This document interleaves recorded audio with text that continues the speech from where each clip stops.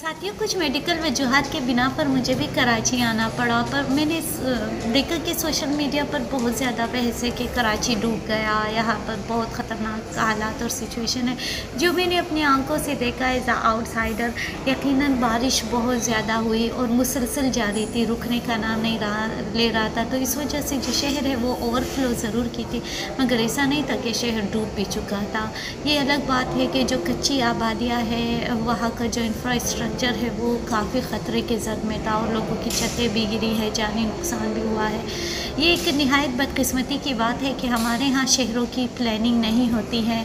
हमारे यहाँ अर्बनाइजेशन हो रहा है, यहाँ पर जो कैपिटलिस्ट माफिया है इनकी जो इंक्रोचमेंट है वो बढ़ती जा रही है। जो नालों के रास्ते हैं इन्होंने उन पर भी कब्जा किया हुआ है। इस वजह से जो है, जो असल जो पानी का रास्ता होता है या जो ओल्ड प्लानिंग होती है वो उसके साथ सस्टेन नहीं कर पाती है, जिसकी वजह से हम देखते हैं कि ऐसे हालात पैदा होते हैं।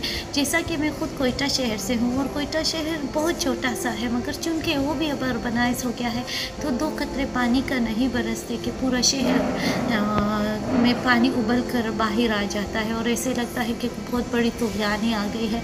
तो इसलिए बड़ा ज़रूरी है कि जो कंटेम्प्रेरी रिवायात है उसके मुताबिक जो है शहरों की प्लानिंग करें। और मैं आपको दिखाऊंगी भी कि क्या वाकई इतना ही शहर ओवरफ्लो किया था या कई जगहों पर पानी जमा है या नहीं है, तो वो मैं वीडियो में ज़रूर आपको दिखाऊंगी। तो खुश रहे आप। शुक्रिया।